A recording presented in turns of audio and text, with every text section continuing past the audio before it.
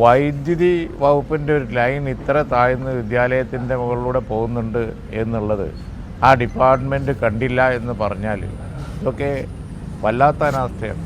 കേരളത്തിൽ ഒരിക്കലും തന്നെ കണ്ടിട്ടില്ലാത്ത അനാസ്ഥയാണ് ഇപ്പോൾ ഓരോ വകുപ്പിലും കാണുന്നത്.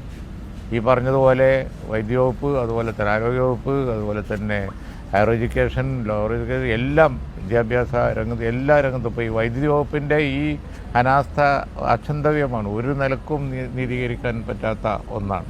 ഒരു സ്കൂളിൻ്റെ മുകളിൽ കമ്പി ഇത്ര താഴ്ന്നു പോകുന്നത് കണ്ടില്ല എന്ന് പറഞ്ഞാൽ അതൊക്കെ പൊതുവിലുള്ള ഗവൺമെൻറ്റിൻ്റെ ഒരു ഇന്നെഫിഷ്യൻസി തന്നെയാണ് ഇതൊക്കെ ചൂണ്ടിക്കാണിക്കുന്നത്. ഭരണവിരുദ്ധ വികാരം വളരെ ശക്തമായി നിൽക്കുന്ന സ്റ്റേറ്റിൽ അതിനെതിരായി പ്രതികരണം ഉണ്ടാവും. കാരണം ഈ പറഞ്ഞതുപോലെ എല്ലാ ഡിപ്പാർട്ട്മെൻറ്റും നിശ്ചലായിരിക്കുകയാണ്. ഇതിപ്പോൾ ഇന്നെഫിഷ്യൻസി, ഇന്നത്തെ അപകടം നമ്മൾ കണ്ടു.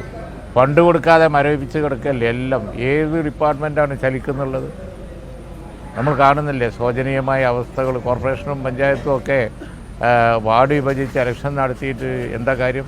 ഫണ്ട് കൊടുക്കുന്നേ ഇല്ല. UDF ഗവൺമെൻറ് വന്നു കഴിഞ്ഞിട്ടുണ്ടെങ്കിൽ അതിന് വ്യത്യാസം ഉണ്ടാവും. ഫണ്ട് കൊടുക്കാൻ ഞങ്ങൾ ഫണ്ട് ഉണ്ടാക്കാനും അത് ചെലവഴിക്കാനും UDFന് കഴിയുമെന്ന് കഴിഞ്ഞ കാലങ്ങളിൽ തെളിയിച്ചിട്ടുണ്ട്.